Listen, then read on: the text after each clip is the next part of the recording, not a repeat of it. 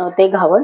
हे घावण बनवण्यासाठी 4 चमचे गव्हाचं पीठ, 4 चमचे ज्वारीचं आणि 4 चमचे बेसन पीठ घेतलेले आहे. यामध्ये थोडासा हिंग, हळद, चवीपुरतं मीठ आणि थोडीशी कोथिंबीर याचे मला बनवायचे आहेत. घावण सरळ खाण्यासाठी शेंगदाण्याची चटणी बनवायची. त्यासाठी 1 वाटीभर शेंगदाणे घेतले, थोडीशी कोथिंबीर, थोडीशी इथे 4-5-6 मिरची घेतली हिरवी, चवीपुरतं मीठ घालून याला बारीक वाटायचंय. तवा गरम झालेला आहे.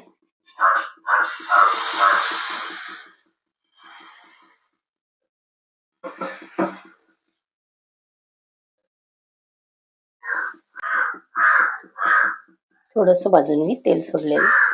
ते घालून होईपर्यंत आपल्याला चटणी वाटून घ्यायची. थोडीशी चणा डाळ घालायची कच्ची, थोडंसं मीठ,